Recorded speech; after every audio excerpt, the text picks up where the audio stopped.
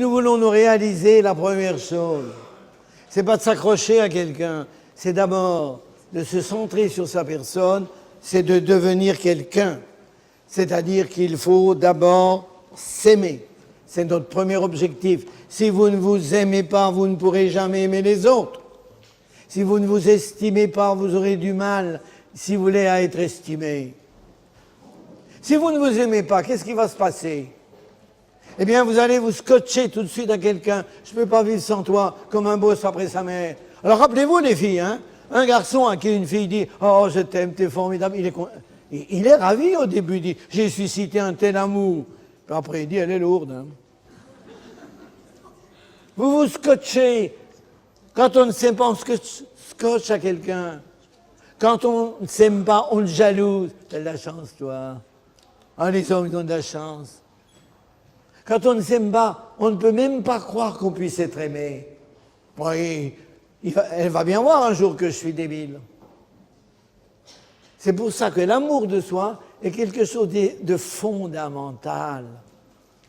On a trop souvent dit dans vos éducations, il faut aimer les autres, il faut vous dévouer pour les autres. On a oublié de vous dire que la première personne que nous devons aimer sur terre, c'est nous. Le Seigneur le dit, aime ton prochain comme toi-même. Ben, je vous garantis, si le prochain n'est pas plus aimé que certains ne s'aiment, il ne doit pas être gâté.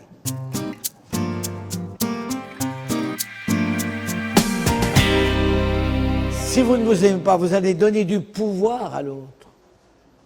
Or ça aussi, il faut que j'en parle du pouvoir. Vous lui donnez du pouvoir. Il a le droit de me détruire. Une parole qui me dise, et puis je suis heureuse.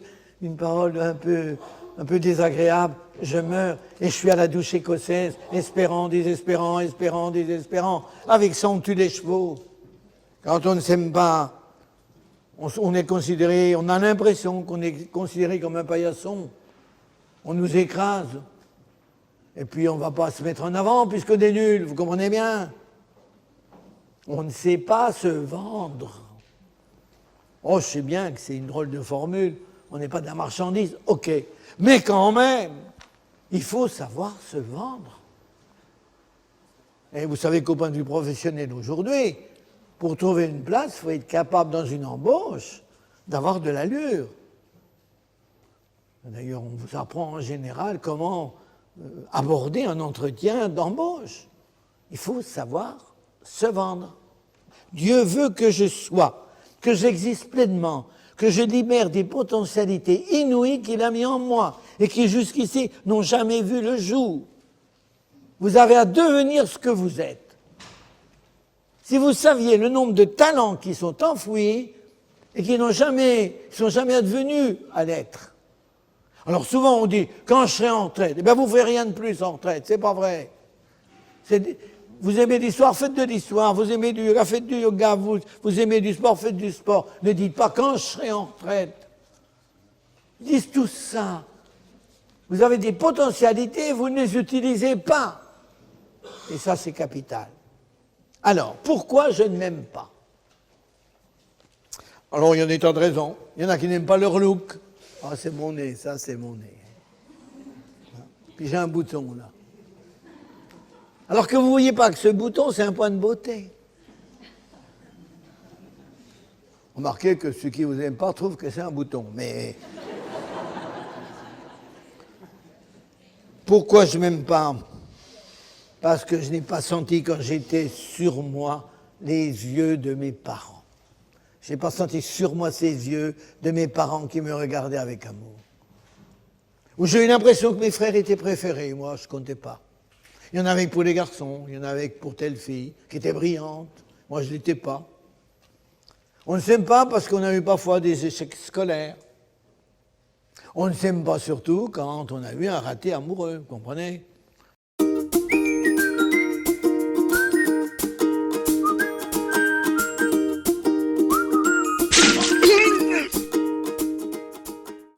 Je n'ai même pas été capable d'être aimé, alors qu'est-ce que je suis? Je ne suis pas belle, je suis moche. Pourquoi l'autre ne m'aime plus? Alors moi je l'aime, j'aime toujours. Pourquoi l'autre ne m'aime plus? C'est à cause de ma faute, il n'y a pas d'histoire, c'est moi qui suis en question. Pourquoi je n'aime pas? J'ai peut-être été étouffé par des parents. savez, il y a deux types de parents qui sont un peu gênants. Il y a les parents très possessifs, étouffants, disons. Ils nous castrent. Et puis, il y a les parents parfaits. Alors, les parents parfaits ont des gosses ratés. Évidemment, parce qu'ils sont inimitables. Oh, moi, évidemment, le couple de mes parents, qu'est-ce que vous voulez, c'est un couple merveilleux. Alors, moi, je ne pourrais jamais avoir un couple comme ça. C'est pas possible, qu'est-ce que vous voulez. Oh non, mes parents... Arrêtez, arrêtez, je vous en prie. D'abord, vous savez, il n'y a pas les gens parfaits, hein, il n'y en a pas tant que ça. Puis c'est difficile de vivre avec les saints, croyez-moi. Ou alors on a un petit handicap, un petit rien, et puis on ne voit plus que ça. C'est fou comme on peut s'identifier à une partie plutôt désagréable de notre personne. Comme si on était ça d'abord. Je vais vous donner un témoignage. C'est une femme qui dit, Michel, j'ai souvent senti en moi la peur d'être laide, de ne pas plaire, l'angoisse de rester seule. J'ai souvent eu honte depuis le jour où au lycée, on m'a surnommé Bouboule. Être gros, c'est complètement abominable. Ça te coupe tous tes élans. Tu n'es pas comme les autres. Tu t'enfermes en toi. Le matin, je mettais des heures à me fringuer. J'avais peur du regard des autres, surtout des garçons. Au cours de gym, je me déshabillais vite fait. Tout le monde se regarde, on se compare, bien foutu, mal foutu. Un jour, pendant les vacances, j'étais avec une bande de mecs géniaux qui m'ont accueilli.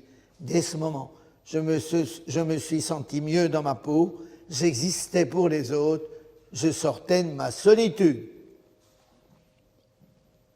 Alors, pour s'aimer, qu'est-ce qu'il faut faire?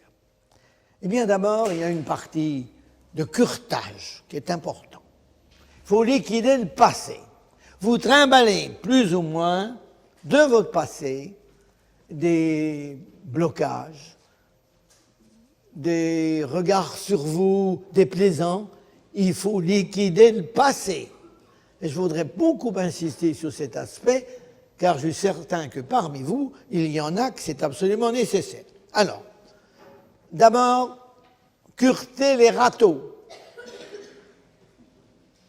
Vous voyez ce que c'est que je veux dire? Les chagrins d'amour. Un chagrin d'amour, c'est dévalorisant. Je ne sais pas si me faire aimer, je suis rien, je suis nul. Un chagrin d'amour, c'est obsédant. On ne dort plus. On y pense tout le temps. Un chagrin d'amour fait qu'on espère tout le temps. Oh, il va revenir, elle va revenir. Il a dit qu'il ne m'aimait plus, mais non, il m'aime, je le sais bien, la preuve, c'est que... On est à l'affût de savoir ce qu'il pense. Les filles, elles se remettent sur la route du gars, il faut le croiser, voir. Quand il me reverra, peut-être que... On reste copine avec sa sœur. Et oui, pour avoir des nouvelles. Et il n'a pas parlé de moi. Si, il a dit que tu étais formidable. Oh. Non, mais c'est vrai. Peut-être qu'il me aime. C'est pas croyable. La vie de ce qu'on appelle le mal-aimé. C'est terrible, la vie de mal-aimé. Et il est prêt à tout. Une parole agréable et il espère. Une parole désagréable et il meurt. Si vous êtes dans ce cas-là, première question. Vous savez, quand un jeune vient de me dire, écoutez, j'avais une copine, elle m'a laissé tomber. Je dis, assis-toi, mon grand. Allez, prends un papier. Marc. Pourquoi, à ton avis, on va faire un bilan, toi. Pourquoi, à ton avis, elle t'a laissé? À ton avis? Je sais pas, moi. Peut-être que je suis trop possessif. On est souvent largué quand on est trop possessif. Vous les filles, quand vous aimez, oh, oh. Alors l'autre se dit, oh, ça va un peu vite. Où elle m'emmène? Alors il freine des quatre pattes. Il y a un moyen de faire sauver l'autre, c'est tout de suite lui dire, on se marie. Rappelez-vous de ça, mesdemoiselles. Il ne faut pas ferrer trop vite. Il faut donner à l'autre le temps de mordre à l'hameçon. Hein? Mais si vous donnez l'impression que vous êtes déjà avide, ça y est, je l'ai trouvé, c'est le danger des agences. À l'agence, on vous présente quelqu'un. Comme vous êtes en manque, le premier, c'est le bon. Arrêtez, vous allez à la catastrophe. Il faut du choix. Oui. Pourquoi j'ai échoué? Est-ce que j'ai été trop possessif? Ou trop effacé? Trop timide? Pourquoi? Deuxièmement, arrêtez de vous sentir coupable. Vous savez, l'amour tient en si peu de choses. Un accroche-cœur. Une fille m'a dit, vous comprenez, je sais bien, il ne m'aime pas parce que elle zézayait un peu. Mais j'ai dit, mais c'est ton charme. C'était son charme de zézayer. Vous savez, on attache, l'amour s'attache à des choses infimes. C'est subtil, l'amour. Alors, si quelqu'un ne vous aime pas, dites-vous, tant pis. Hein, il n'a pas eu le flash, tant pis. Il n'y a pas que lui sur Terre. Hein. Et ne cherchez pas d'explication. Pourquoi tu m'as quitté? Allez, explique-moi, je t'ai déçu, explique. Mais il vous expliquera jamais, jamais. On n'explique pas ces choses-là. Ce n'est pas la peine de demander. Si vous avez un chagrin d'amour, dormez. Moi, je vais vous dire, c'est même le premier conseil que je donne à un jeune qui vient me dire, qui souffre de ça. Est-ce que tu dors? Parce que votre petit vélo, il tourne tout le temps. Pourquoi il ne m'aime pas? Qu'est-ce que je n'ai pas fait? Qu'est-ce que j'aurais dû faire? Comment je vais faire pour renouer? Comment je vais m'y prendre? Non, il ne faut pas faire ça. Si, le petit vélo qui tourne tout le temps, toute la nuit. Et avec ça, on fait des déprimes. Parce que quand votre cerveau travaille tout le temps, les petites cellules, les piles, se vident et vous faites une dépression. Et la dépression augmente la souffrance par 10. Alors je vous en supplie, dormez. Et il vaut mieux dormir avec quelque chose, un petit médicament, que pas dormir du tout. Il vaut mieux dormir sans rien, mais il vaut mieux dormir avec quelque chose que ne pas dormir. Il faut dormir. Si vous avez un chagrin d'amour, rappelez-vous bien de ce que je vous dis. On peut aimer 2 fois, et la deuxième fois plus que la première. Il y a des femmes qui sont toujours amoureuses d'un gars qu'elles ont connu il y a 20 ans. Il était grand, il était beau, il sentait beau le sable chaud. Mais oui, elles avaient fait une danse avec, elles ont dit, mais c'est l'homme qu'il me faut. Ils sentaient le tabac, c'était viril. C'est lui, c'était lui, il n'y a pas de doute, c'est lui. Et puis alors on est rentré, on a dit à sa mère, tu sais, j'ai trouvé l'homme de ma vie, tu verrais le gars, ça c'est un homme. La mère dit, mais tu ne le connais pas, mais c'est un coureur de jupons, ah non, maman, ces mères, ça ne comprend rien. Maman, il ne m'aime pas comme les autres, si tu savais comme il m'aime, moi, c'est tout pour lui. Enfin, tu te leurres, ma pauvre fille. Oh, couche, je t'en prie, n'enlève pas mes illusions. Bon, mais c'est tout. Et elle apprend 2 mois après qu'il se marie, parce qu'il a mis enceinte une fille. Évidemment, il n'aimait pas, parce qu'il aimait cette femme, c'est évident. Mais il a honoré son geste. Alors, qu'est-ce qu'on fait dans ce cas-là? On n'a plus qu'à attendre. Et il y en a qui attendent tout le temps, je vous dis, qu'il soit veuf. Alors, on n'en sort pas. Hein? Croire qu'on peut aimer 2 fois et la deuxième fois beaucoup plus que la première. Qu'on peut aimer 3 fois et la troisième fois plus que la seconde. Oh, bien sûr, quand on vous dit ça, quand on dit ça à un amoureux, une amoureuse, elle ne peut pas vous le croire. Il ne connaissait rien. Cette fille qui vient me voir, elle me dit, vous comprenez, j'ai été abandonné par un gars, je souffre beaucoup. Je dis, on peut aimer 2 fois, puis la deuxième fois plus que la première. Elle me répond, on voit bien que vous n'y connaissez rien. 6 mois après, elle vient me voir, elle me dit, est-ce que vous avez une session de préparation au mariage? Je dis, pourquoi ça remarche? Ah non, c'est un autre. Quand on a un chagrin d'amour, pour s'en guérir, il faut ne plus espérer. Tant que vous espérez, vous ne pouvez pas vous guérir. Je prends un exemple. Vous aimez quelqu'un et voilà qu'il se tue en moto. Eh bien, savez-vous que vous allez vous guérir? Parce que votre inconscient sait qu'il n'y a plus rien à espérer. Et tant que j'espère, je ne peux pas me guérir. Et alors, il est une question d'honnêteté. Et ça, je le dis très fort. Lorsque quelqu'un a décidé vraiment de ne pas continuer la relation, d'être net. F-I-F-I-N-I-N-I. Écrivez des lettres comme ça. Pour que l'autre n'espère plus. Mais souvent, les hommes notamment, ils ont peur des pleurs des filles. Alors, ils disent, écoute, tu vois, je t'aime bien, j'ai jamais vu une fille aussi formidable que toi. Non mais c'est vrai, tu es extraordinaire, mais tu vois, je crois pas que... Il faudrait peut-être que je réfléchisse. Et puis écoute, si tu en trouves un autre, ça serait peut-être mieux, tu vois. Enfin, écoutez, la fille qui me dit, voyez bien, il a dit que j'étais formidable, qu'il n'a jamais vu une fille formidable, donc il m'aime toujours. Elle continue avec son petit vélo à espérer. Elle ne peut pas se guérir. On ne peut pas se rendre disponible pour un autre amour tant qu'on n'a pas liquidé l'ancien. Il vient toujours vous enquiquiner. Si vous avez un chagrin d'amour, souciez-vous de votre physique. Plaisez-vous à vous. Alors souvent, la femme, elle se fait belle quand elle sait qu'il va venir ou qu'il va être dans le coin. Ne vous faites jamais belle pour l'autre, pour vous. Pas quand il vient vous voir, quand vous sortez. Moi, je rêve toujours, quand j'ai un mari comme ça, qui n'est plus tellement sa femme, je rêve qu'un jour, qu'il est sur les trottoirs, il voit tout à coup passer une femme superbe, il se retourne, oh, lui, c'est la mienne. Tandis que souvent, la femme, ce qu'elle fait, elle se fait jolie quand il rentre. Donc, il voit bien que c'est un truc pour le happer. C'est un hameçon. Non, c'est à vous qu'il faut plaire. Soyez belle pour plaire, soignez votre look, retrouvez le goût de vivre. Vous savez, c'est une occasion formidable de maturation au point de vue affectivité.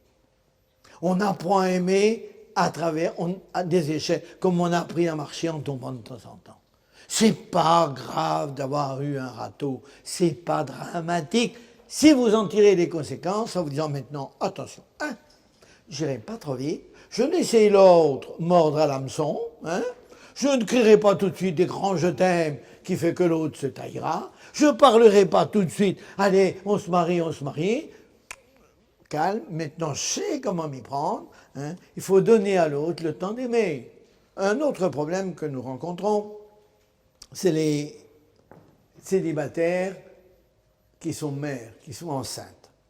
Alors là, vous avez deux cas. Vous avez celles qui gardent leur enfant dans le monde moderne, et puis celles qui ne gardent pas. Celles qui ont gardé l'enfant, actuellement, elles sont beaucoup moins critiquées qu'autrefois. Ça, c'est ce qu'il y a quand même de bon. Et je voudrais vous dire à ce sujet-là que, bon, c'est relativement bien accepté. Même les parents, après tout, ils ont un petit enfant, ils en sont assez... Et vous verrez qu'ils l'aiment énormément. Bon, et qu'ils seront même contents qu'il soit là. Donc, c'est beaucoup plus accepté. Et il ne faut pas croire que parce qu'on a un enfant, on risque de ne pas trouver quelqu'un. Au contraire. Je ne sais pas, la femme qui a un enfant, elle a quelque chose de fascinant pour l'homme. Je constate, hein, mais ça c'est l'ordre de l'inconscient. Elle a quelque chose de fascinant pour l'homme. J'ai connu comme ça une fille de médecin qui a été violée et qui a gardé son enfant. Et parce qu'elle a gardé son enfant, justement, alors que son père étant médecin, elle aurait pu facilement le faire disparaître, eh bien, un garçon a dit, une fille comme ça, il est vraiment tombé amoureux tout de suite. Non, un enfant ne gêne pas pour trouver un compagnon. C'est pas à ce niveau-là que ça se place. Par contre, il faut qu'il sache qu'il y a un enfant dans le cas, c'est tout, quoi. Et ce qu'il y a, c'est que la fille se sent souvent coupable, alors que, attention, on est deux, hein. Pour faire un enfant, figurez-vous, on est toujours deux.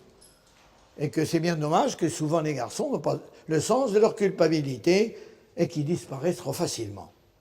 Il faut savoir aussi que ces femmes vivent dans une grande précarité financière. La plus grande précarité aujourd'hui, c'est les femmes seules. Vous en avez en France 2 millions qui élèvent leurs gosses tout seuls. Et la moitié, pratiquement, dans de grandes difficultés financières. On ne le dit pas assez, cela, il faut faire attention, mais c'est un vrai problème. Et puis il y a celles, alors qui n'ont pas gardé leur enfant, qui ont fait une IVG. Pratiquement, on compte aujourd'hui que 40% des femmes de France, un jour ou l'autre, ont fait une IVG ou feront une IVG. C'est énorme, c'est considérable. C'est devenu banal, ça s'est très banalisé. Mais ce qu'on oublie, c'est que souvent, ça fait des culpabilités rentrées. Et ces culpabilités rentrées, qu'on nie. Ils vous diront, on n'est pas coupable, d'ailleurs tout le monde le fait, ça se fait bien, puis un enfant, c'est pas grand-chose à ce moment-là, c'est qu'un embryon, ce n'est pas... On trouve des tas de raisons. Mais ça fait des culpabilités rentrées qui se vengent en mal-être, ou qui se vengent en frigidité, ou qui se vengent, cette fois, en refus de toute sexualité. Il faut faire très attention. Alors, si vous avez un problème à ce niveau-là, il faut vous faire aider par quelqu'un de compétent. Car vous avez, il y a trois niveaux de purification. Le premier, c'est si on a la foi, on va retrouver le Seigneur et on se fait pardonner. Ce qui est ennuyant, c'est qu'il n'y a plus de pécheurs. Les gens, puisqu'ils ont fait sincèrement quelque chose, ils ne font pas de mal. Ils font un hold-up sincèrement, ils ne sont pas coupables. Hein? Moi, la femme qui vient me trouver, qui me dit, ben voilà, je regrette, j'ai fait une IVG, je dis, t'es normal. Chouette, t'es normal. Mais Dieu te pardonne 1000 fois. Dieu te pardonne 1000 fois. Parce que tu te reconnais pécheur. Ne vous justifiez jamais. On peut faire des bêtises dans la vie. Qui n'en a pas fait, qui lève le doigt. Mais on s'en fout. Nous sommes des pécheurs pardonnés. Mais encore faut-il qu'on se reconnaisse pécheur. On se demande pourquoi le Christ est mort en croix, alors que personne n'est plus coupable de rien puisqu'il est sincère. Ça, c'est très grave ce que je vous dis là. On ne se justifie pas. On reconnaît humblement sa faute. Et Dieu vous pardonne 1000 fois. Donc par rapport à Dieu, c'est facile. Deuxièmement, il faut aussi, pour être vraiment en paix à ce niveau-là, il y a un moyen, c'est de se rappeler qu'on ne voyait pas du tout les choses de la même façon autrefois qu'aujourd'hui. Quand une fille, tout d'un coup, est enceinte, il peut se faire qu'à ce moment-là.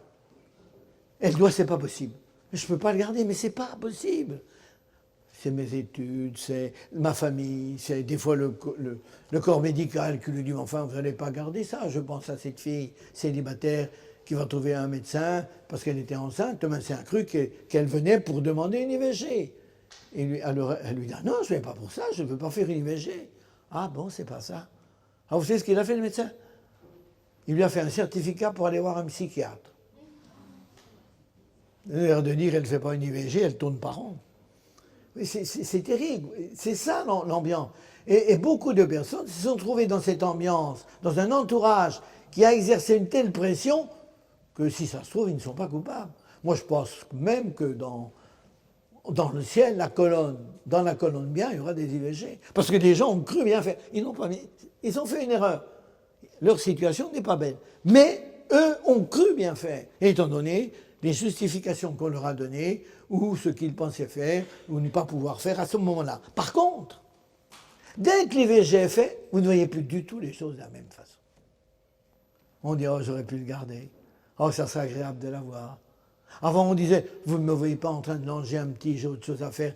Maintenant, on dit, c'est si agréable de langer un petit. Les hommes, ils ne comprennent pas ça. Un homme qui a demandé une IVG à sa femme, il ne comprend jamais que la femme ne dise pas les mêmes choses avant et après.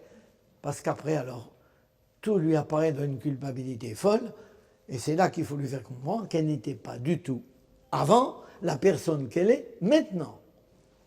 Il reste que malgré tout, même si on est guéri par le Seigneur, même si, quand même, après réflexion, on se rend compte qu'on n'avait été pas pleinement coupable, qu'on avait des causes excusantes, il y a quand même un vide qui est de l'ordre du viscéral.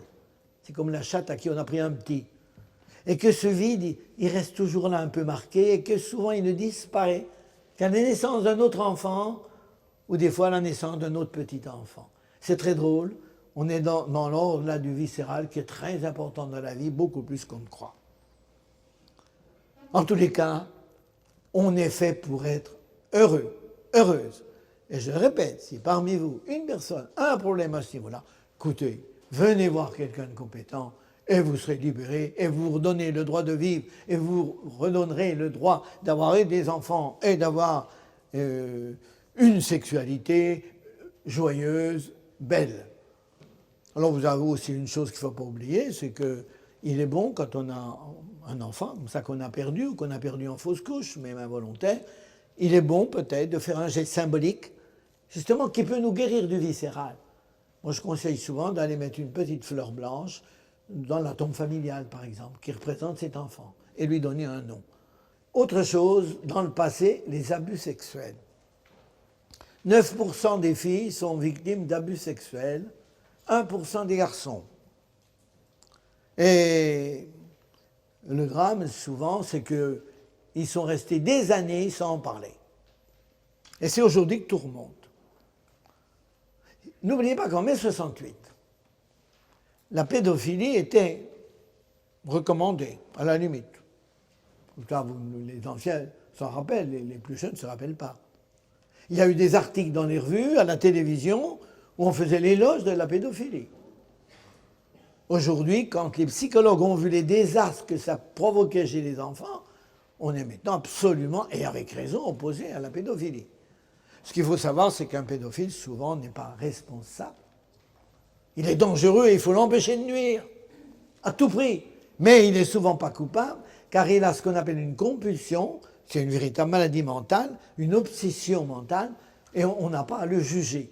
Par contre, il est dangereux, parce que ça détruit souvent la sexualité de celui qui en est la victime.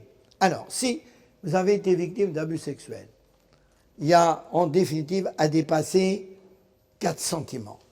Le premier, il y a un sentiment de souillure. Eh bien, vous n'êtes pas souillé, l'autre est souillé, pas vous.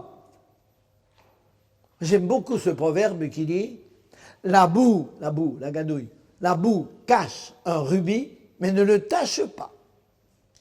Ça veut dire que même si ce qui vous est arrivé momentanément pouvait vous donner l'impression que vous étiez souillé, vous n'êtes pas souillé. L'autre est souillé, pas vous. Le deuxième sentiment, c'est qu'on a une mauvaise image de soi. Mais non. Vous avez été victime et vous restez toute belle. Troisièmement, culpabilité. Parce qu'on peut se dire peut-être quand même que mon attitude peut expliquer que l'autre a cru que j'étais consentant, etc. Peut-être même votre corps a pu y trouver un instant de plaisir, malgré vous, j'allais dire, instinctivement. Vous n'êtes pas coupable. Et puis alors, vous êtes avec un sentiment d'agressivité. Quand on a été détruit comme ça par quelqu'un qui a abusé de vous, vous gardez une agressivité et on s'aperçoit que beaucoup ne sont guéris que quand l'autre est puni. Or, souvent, comme on n'a pas parlé et que maintenant il y a prescription, eh bien on vit avec ce sentiment que l'autre n'a jamais été puni. Alors de toute façon, remettez-vous, je dirais, au Seigneur, c'est lui qui jugera toutes choses, qui verra la culpabilité exacte de toutes choses. Et en attendant, vous n'avez pas toutes les données du problème, tous les paramètres, vous ne connaissez pas. Tâchez de demander la grâce du pardon et croyez en vous, l'autre ne vous a pas atteint. C'est vous qui avez cru être atteint. Autre problème, les grandes expériences amoureuses nombreuses. On a beaucoup de jeunes aujourd'hui qui ont une vie sexuelle plutôt abondante. Hein, et on change évidemment de partenaire facilement. Très facile, paraît-il, dans le monde moderne. Hein. Surtout qu'il y a mille façons de laisser croire à l'autre qu'après tout, un moment de bonheur est agréable à prendre et puis que ça ne fait de mal à personne. Alors il y en a, ils n'ont qu'une culpabilité. Ça c'est vrai, un jeune est venu voir l'autre jour, il m'a dit « Oh, mais moi mais n'ayez pas peur », il m'a rassuré. Je rencontre beaucoup de filles. Oh, ben non, j'ai beaucoup d'aventures. Mais attention, moi j'ai de la morale, je me protège. Du moment qu'il se protégeait, il n'y avait pas de problème, il avait droit à tout. Comme s'il n'y avait que le problème de l'enfant, c'est ça qui est embêtant. C'est que depuis qu'il y a la contraception, sans s'en rendre compte, l'enfant c'était le clignotant qui disait « Achtung, Achtung, faites attention, l'acte sexuel c'est pas un acte anodin, il peut faire un gamin, attention ». Aujourd'hui, le clignotant est parti, donc on dit il n'y a plus de problème. Mais ce qu'on oublie, c'est que même s'il n'y a pas d'enfant, encore qu'il y a les ratés, mais même s'il n'y a pas d'enfant, on crée des liens à une personne qui peut croire qu'elle est aimée. Et alors à ce moment-là, il y a des souffrances au moment des ruptures. L'acte sexuel n'est pas anodin, surtout pour la femme, qui donne son corps. J'aime de dire aux garçons, vous ne vous rendez pas compte, vous les garçons, que dans votre sexualité, elle est externe à votre corps. Chez la femme, c'est à l'intérieur de son corps, avec des des conséquences possibles que vous n'aurez vous jamais. Vous ne serez jamais enceinte. Et par conséquent, c'est pour elle un acte grave, essentiel, quand elle donne son corps, en général, à part certaines nymphomanes, c'est vraiment quelque chose de profond, de sérieux, de grave. Et si vous faites ça simplement dans un but hygiénique, vous n'êtes pas du tout sur la même longueur d'onde. Et il y a beaucoup de souffrance à cause de ça. Oui, ça donne souvent une vision faussée de l'homme, de la femme, considérée comme des femmes faciles. Aujourd'hui, on n'est qu'à claquer dans vos doigts, vous en trouvez une tout de suite. Et c'est un regard sur la femme, mettons, qui est vraiment posé, je dirais, sans estime. Alors que justement, on voudrait que la femme revendique aujourd'hui d'être vraiment traitée comme une personne, et jamais en fait elle n'a été traitée autant comme objet. Enfin, autre difficulté, le poids du passé. C'est-à-dire que vous avez une histoire. Et toute l'histoire que vous avez vécue en famille vient vous gêner aujourd'hui sans vous en rendre compte. Par exemple, c'est sûr que si vous avez été coconné, trop entouré, vous pouvez être trop fixé à vos parents et vous ne coupez pas le cordon.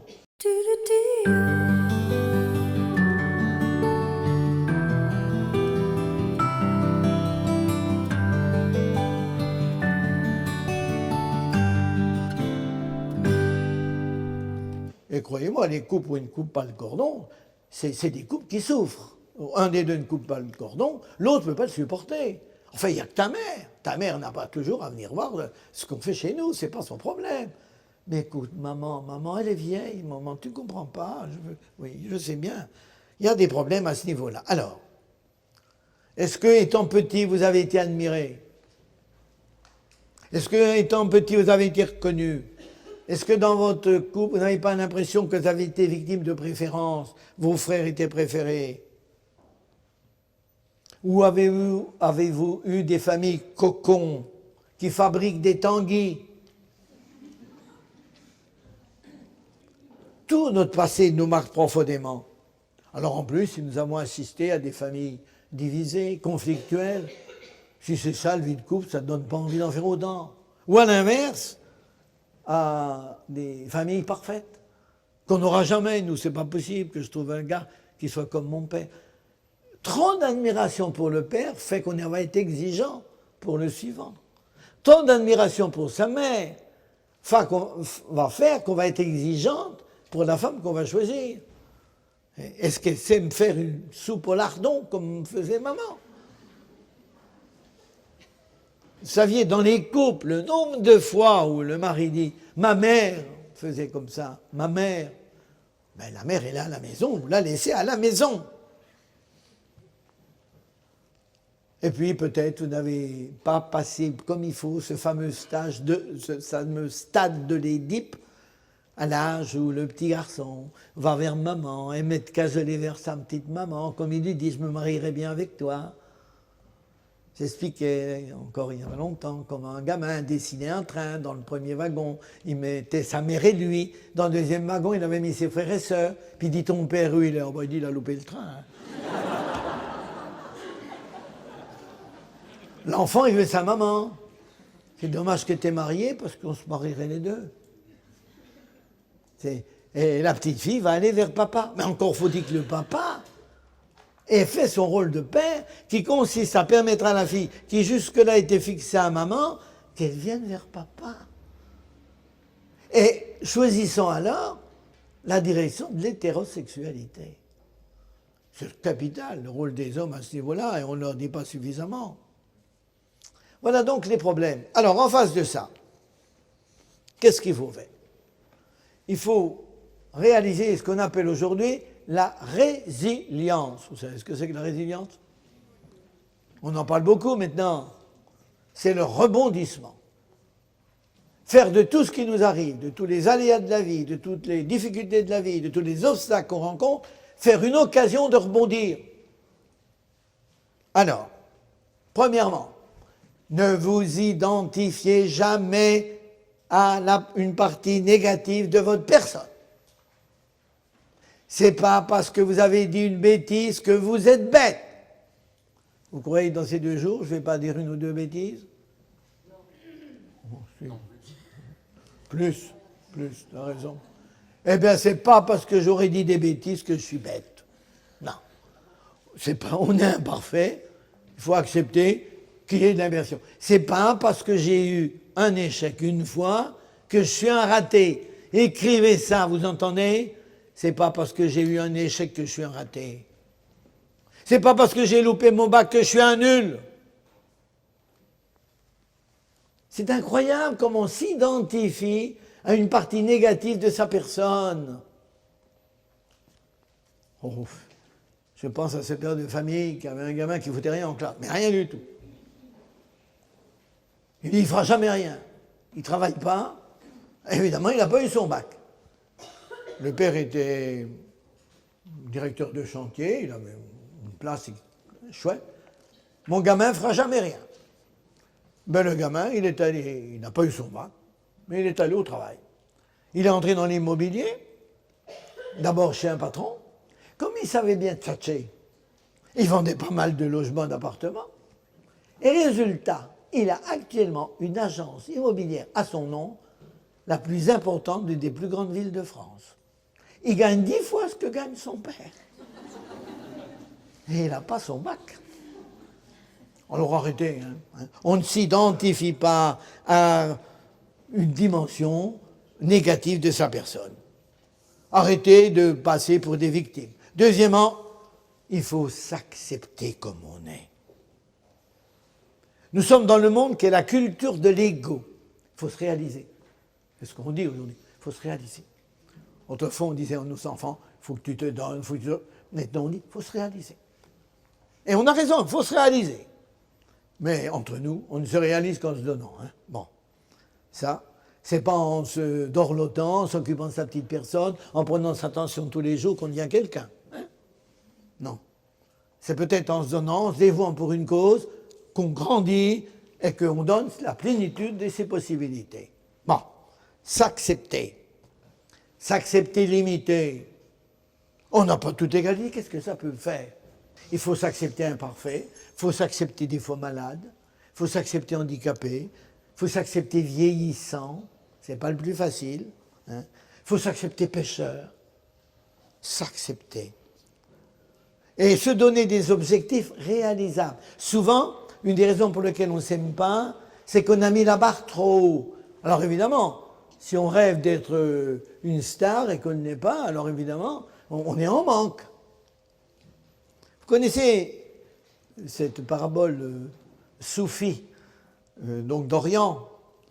Au pays des animaux, où les hommes ont dit qu'ils se réincarnent, un jour, une souris vient trouver Brahma, le dieu des dieux. Il dit, voilà, la petite souris dit à Brahma, j'ai peur des chats. Alors c'est simple, vous allez me transformer en chat et je serai heureuse. Brahma la transforma en chat. Oui, mais elle avait peur des tigres. Alors Brahma la transforma en tigre. Mais le tigre, lui, il avait peur du chasseur.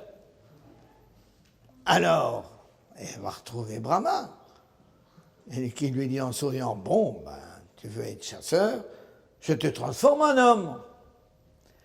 Oui, mais l'homme, il avait peur de sa femme.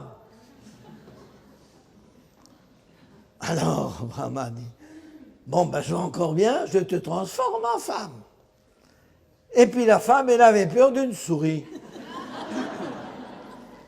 Si bien que, si vous êtes souris, restez donc souris. Hein? Et puis c'est tout. Aimez ce que vous êtes. Acceptez-vous pour le moment célibataire. Vous avez le droit de l'être, de le rester même s'il le faut. C'est pas là la question. Vous voyez, s'accepter, c'est capital. Autre chose. Envoyez balader tout ce que les autres pensent sur vous. Vous vous rendez pas compte le pouvoir que vous donnez aux autres sur vous. Quand quelqu'un me dit, vous comprenez, telle personne je suis malade, elle me reproche. Mais j'ai dit, pourquoi? Mais que ça glisse, ce qu'elle dit. Si vous partez du principe que vous ne lui donnez pas de pouvoir, vous la laisserez dire, puis c'est tout. Puis qu'est-ce qu'elle fera? Elle serait bien embêtée. Tandis que quand les gens savent qu'ils ont du pouvoir sur vous et qu'ils peuvent vous faire du mal, ils ne vous manquent pas.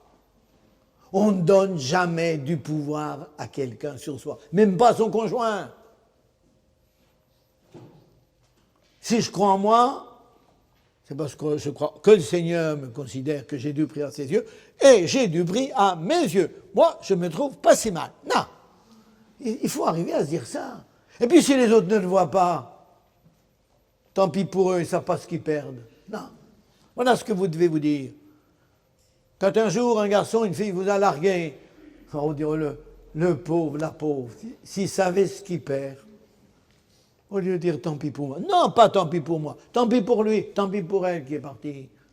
Allons, ne donnez pas de pouvoir aux autres. Coupez le cordon avec vos parents. Cherchez la cause de vos défaillances. C'est ce que je vous disais quand je disais aux jeunes, fais ton bilan. Pourquoi j'ai des difficultés? À quel niveau? Au besoin, faites-vous aider. Parlez avec quelqu'un qui peut vous aider. Sachez pardonner. Et puis transformez les défauts en qualité. Vous êtes timide, eh bien ça vous donne une certaine réserve. La timidité devient réserve. Il faut transformer ces défauts en qualité. Quand on a des groupes de jeunes, on leur apprend justement comment, avec un défaut, on peut faire une qualité. Car vous savez, en définitive, un défaut, qu'est-ce que c'est? C'est l'exagération d'une qualité. Par exemple, vous êtes agressif. Mais l'agressivité, avant d'être un défaut, c'est une qualité. C'est ce qui nous aide à vivre. Le petit enfant qui n'est pas agressif, comment il va affronter les difficultés de la vie? C'est d'abord une qualité. Par contre, si c'est exagéré, ça devient violence. Là, ça devient défaut. Mais au départ, c'est une qualité. Ensuite, il faut vous lancer. Il faut vous lancer. L'essentiel, c'est d'aimer. S'aimer soi, puis aimer les autres. L'essentiel, c'est de se lancer. Il y a un pas dans le vide à faire. Moi, j'y peux rien. Dans l'amour, il y a toujours un pas dans le vide.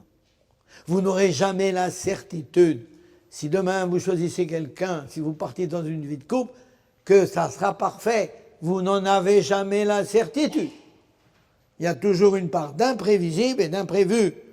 Mais qui ne risque rien, n'a rien.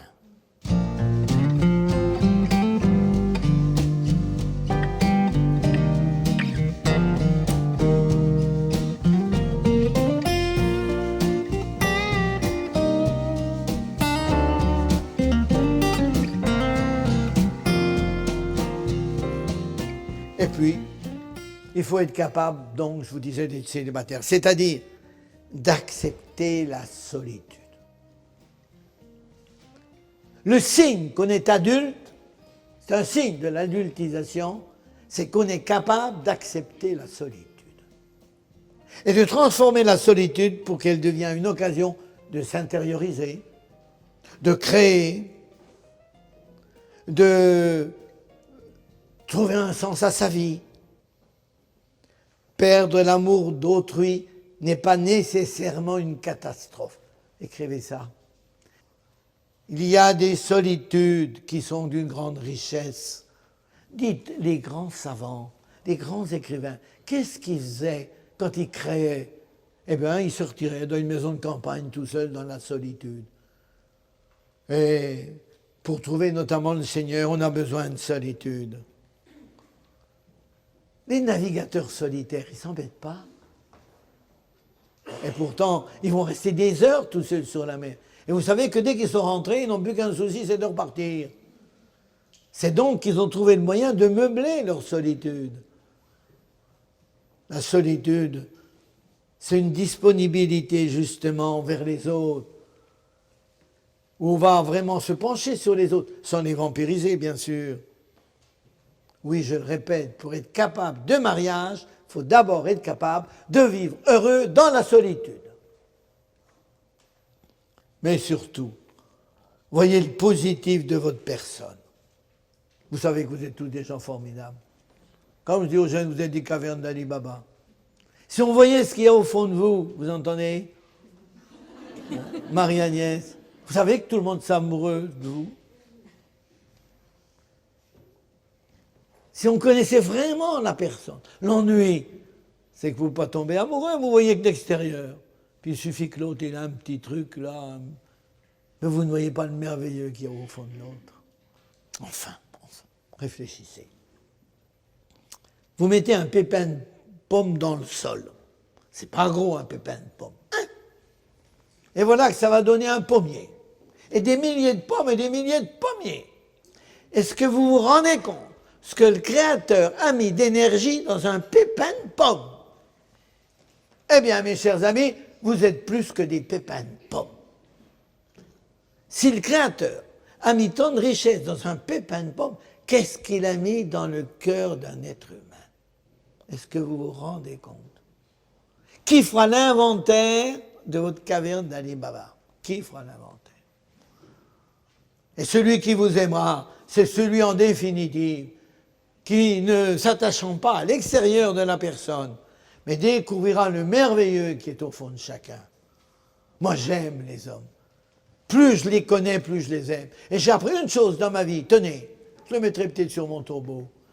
Si je n'ai pas aimé quelqu'un, c'est que je n'ai pas eu le temps de le connaître. Mais quand on connaît quelqu'un, vous savez qu'on tombe amoureux de lui.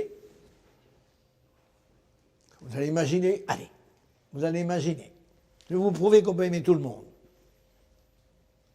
Mon mari, je leur dis, on peut aimer tout le monde, donc votre femme. Hein? Bon, mais je vais vous le prouver, moi. Prenez l'avion. L'avion se casse la figure dans les îles du Pacifique. Vous gagnez à la nage une île déserte. Vous êtes survivant. Vous, garçon. Arrive derrière une fille survivante. Et sur l'île, il n'y a que 2 survivants, vous et la fille. Et vous restez 20 ans ensemble. Qu'est-ce que vous faites? Qu'est-ce que vous faites pendant 20 ans? Eh bien, il faudrait vraiment que l'autre soit répugnant pour que l'amour ne naisse pas. Parce que vous avez besoin d'aimer, vous n'avez pas le choix. Et votre amour va s'investir là et découvrir les merveilles de l'autre. Vous n'allez quand même pas vous investir sur le singe du cocotier. Et vous voyez qu'on peut aimer tout le monde, mais il suffit qu'on soit en île déserte. C'était ça la force du mariage autrefois. On était en île déserte. On était mariés, bloqués. Hein? Tandis qu'aujourd'hui, on est à peine mariés, on regarde tout de suite par-dessus le mur s'il ne passe pas quelqu'un d'autre. Parce que c'est pas avec ça. Et on ne découvre pas donc les trésors de la personne. Voyez le positif de vous, de ce que vous êtes. Ne voyez pas ce que vous n'avez pas, voyez donc ce que vous avez. On voit toujours ce qu'on n'a pas. Alors gardez confiance en vous, c'est-à-dire ne donnez pas pouvoir donc aux autres sur vous. Ne vous comparez jamais avec les autres.